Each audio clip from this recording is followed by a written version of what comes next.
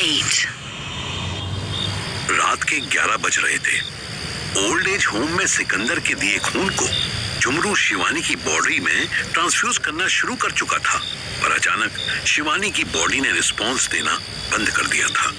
रुचि और सिकंदर ने साफ देखा था कि शिवानी की गर्दन एक ओर लुढ़क गई थी। झुमरू माथे से पसीना पोंछकर शिवानी की नब्ज देख रहा था। झुमरू, समझ लेना कि ये बिटिया की नहीं तुम्हारी नब्ज है।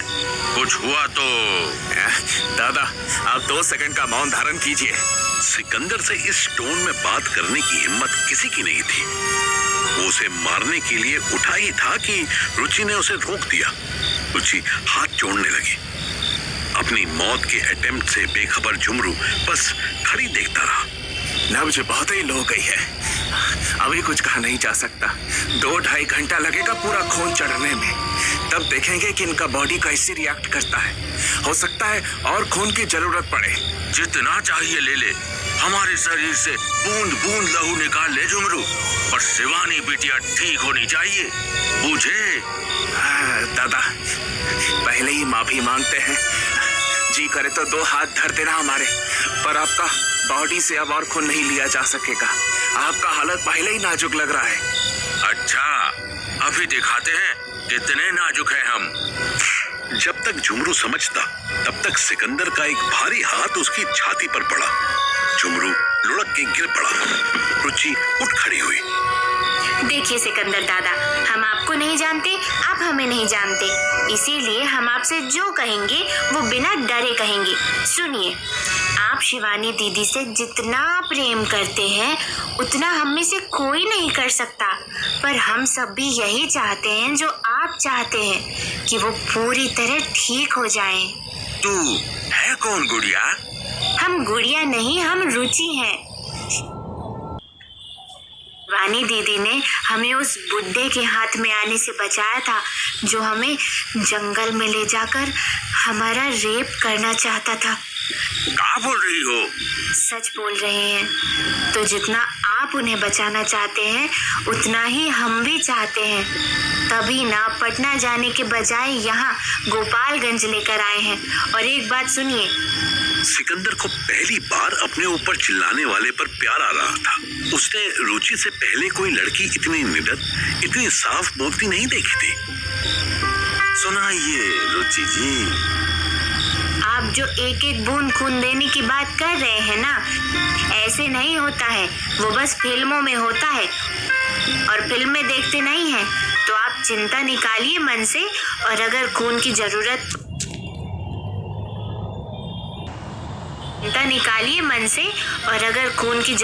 पड़ी तो वो भी हो जाएगा। आपके बूंद नहीं निचोड़नी पड़ेगी। अच्छा, कहने भर से कैसे हो जाएगा? दीदी के एक मित्र हैं, उन्होंने इस ओल्ड होम का पता दिया था।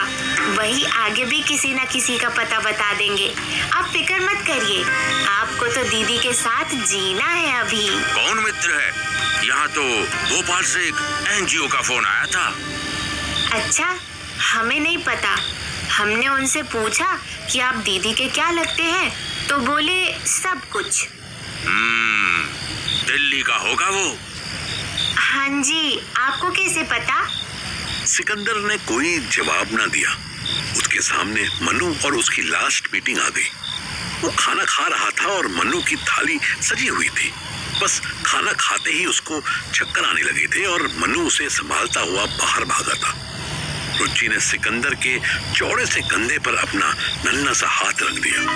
आप इतना मत सोचिए, सब हो जाएगा। अगर 1-2 यूनिट ब्लड का जरूरत पड़ा भी तो अरेंज हो जाएगा, भरोसा रखिए। सिकंदर बिना कुछ बोले उठा और अपने कमरे में चला गया। उसको जाता देख रुचि मनु को फोन मिलाने लगी, पर मनु की लाइन बिजी आ रही थी। मनु यहाँ बस में बैठा रात 1 बजे मीरा से बात कर रहा था। तुम बनारस से गोरखपुर कैसे जाओगी? कैसे भी जाओ, आपको क्या फर्क पड़ेगा? आपको तो बस चिल्लाने से मतलब है ना। आपका काम पूरा हो जाना चाहिए बस। नहीं यार, बहुत टेंशन चल रही है इधर। बड़ी मुश्किल से बचा हूँ, अभी भी बस में हूँ, ट्रैवल कर रहा हूँ। अच्छा, कहाँ जा रहे हैं? वो मैं अभी नहीं बता सकता, पर तुम बताओ तुम कैसे जाओगी गोरखपुर? किसी ने बताया कि यहाँ से गोरखपुर की बस जाती है सुबह। एक बस 12 बजे की थी, वो तो छूट गई। अब 5 बजे की है। सोच रही हूँ कि कोई होटल ले लूँ, थोड़ी देर रेस्ट कर लूँ। कल रात से जगी हुई हो, बस ध्यान रखना कि सुबह नींद खुल जाए। ऐसा ना हो कि बोलो पूरी बात। मेरा नाम मन्नू थोड़ी है कि मैं कभी बस पकड़ना भूल जाऊंगी या कभी कॉल करना भूल जाऊंगी। देखो मीरा, मैं फिर बताता हूँ, मैं बहुत डिफिकल्ट सिचुएशन में हूँ।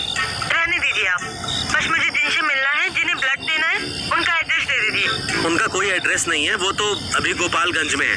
मैं उन्हें बोलूंगा कि तुमसे कांटेक्ट करें। तुम्हें उनका नंबर भेज देता हूँ। तुम एक बार गोरखपुर पहुंचकर, बहुत शोर आ रहा है तुम्हारी तरफ से, तुम सुबह बस पकड़ते टाइम कॉल करना। अभी जाके किसी रूम में रेस्ट कर लो या बस स्टैंड पर ही कोई वेटिंग रूम देख लो। मीरा ने बिना कोई जवाब दिए फोन काट दिया। उसको अभी से इतनी थकान हो रही थी कि वो बेंच पर बैठे बैठे ही सो गई। फिर अचानक उसको याद आया कि उसका पर्स चोरी हो सकता था। वो उठी और वेटिंग रूम ढूंढने लगी। इतनी देर में मनु ने मीरा का फोन नंबर रुचि को मैसेज में भेज दिया और उसे बता दिया कि एक लड़की गोरखपुर आ रही थी। उसका ब्लड ग्रुप भी सेम था। रुचि की नींद लगी ही थी कि शिवानी के छोटे से फोन में आए मैसेज से वो जाग गई। एक और ब्लड डोनर का नाम पढ़कर उसकी खुशी का ठिकाना नहीं रहा। वो सबसे पहले सिकंदर के रूम में गई। सिकंदर अभी जाग ही रहा था। वैसे भी उसको नींद नहीं आती थी। भैया जी आराम करने के लिए कमरे में चले गए थे। झुमरू शिवानी के साथ वाली खाट पर ही लेटा हुआ आंखें बंद करके पावर नैप ले रहा था। आप सोए नहीं, अच्छा हुआ। क्या अच्छा हुआ इसमें? सिकंदर उठकर बैठ गया। एक लड़की का नंबर मिला है, वो भी ब्लड डोनेट करने के लिए राजी हो गई है। वो गोरखपुर से आ रही है। ये तो वाकई खुशी का बात है। कहाँ से मेरा नंबर? वही दीदी के सब कुछ, उन्होंने ही नंबर दिया अभी। आप उन्हें जानते हैं ना? तुम्हें कैसे पता चला? एक तो आपने खुद ही समझ लिया था कि दीदी का सब कुछ दिल्ली में रहता है।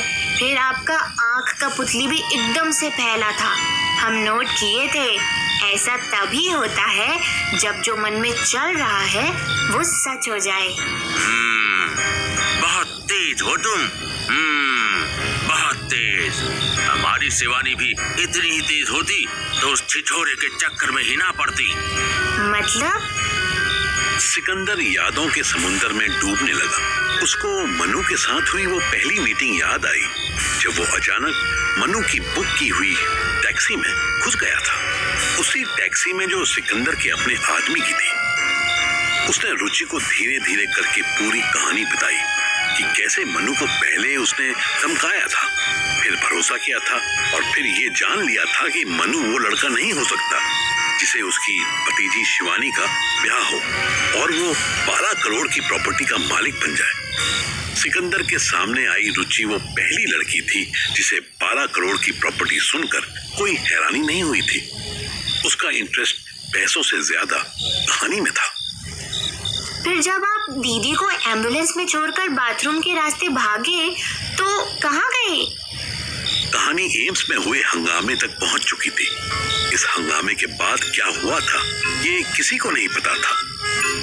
हम बाथरूम की खिड़की तोड़कर बाहर निकले, पर हम जानते थे कि जो सिपाही बाहर हमारा इंतजार कर रहा था वो हमें छोड़ेगा नहीं। इसीलिए जैसे ही हम अस्पताल परिसर से बाहर निकले और वैसे ही वापस अस्पताल में घुस गए। वापस? हाँ, हमें पता था कि सब तरफ अफरा तफरी मची थी, तो किसी का ध्यान नहीं जाएगा कि एक खून से लथपथ वर्दी वाला सिपाही अंदर आ रहा है। फिर आप बाहर कैसे निकले? हम ऐसे निकले कि एक पुलिस वाला जीप खाली खड़ा हुआ था, उसको स्टार्ट किया और सिकंदर अपने जीवन की सबसे कड़वी यादों में खो गया। वो वैसे ही जीप लेके हॉस्पिटल से बाहर निकला। पीछे से उस पर किसी ने चाकू से हमला किया। तुम्हारी मैया को चोदे, वो सड़ी के पीछे से वार करता है। इससे पहले कि सिकंदर जीप को ब्रेक मारता, पीछे बैठे आर्मी वाले ने फिर उस पर चाकू से हमला किया। इस बार चाकू उसकी पीठ पर धंस गया। सिकंदर ने फिर भी हार नहीं मानी। वो पहले से ही घायल था। वो जैसे तैसे जहर से बचकर आया था, पर उसने हार नहीं मानी। पीछे खड़े सिपाही को सबक सिखाने के लिए सिकंदर ने पहले जीप की स्पीड बढ़ाई और उसके बाद अचानक से ब्रेक्स लगा दिए। पीछे से हमला करने वाला सिपाही एक झटके के साथ जीप के शीशे से टकराया और शीशा चटक गया। उसके सर से खून निकलने लगा। सिकंदर ने उसकी गर्दन दबानी शुरू कर दी। मरने के लिए आया है तू यहाँ मादर? इससे पहले कि सिकंदर उसका काम तमाम करता, उसने सिकंदर की जांग में चाकू घोंप दिया। तेरी मैया की! सिकंदर को पता ही ना चला कि वो याद करते करते सच में जोर से चिल्ला दिया था। रुचि चौंक गई। दोनों कुछ देर के लिए बिल्कुल चुप हो गए। अचानक चिड़ियों की आवाज से दोनों का ध्यान भंग हुआ। बाहर हल्की हल्की रोशनी होने लगी थी। फिर क्या हुआ? फिर उसी चाकू को हमने उस सिपाही की गर्दन में घोंप दिया। रुचि की आंखें और बड़ी हो गई। अब तुम्हारा पुतली बड़ा हो गया। क्या तुम भी जानती थी कि?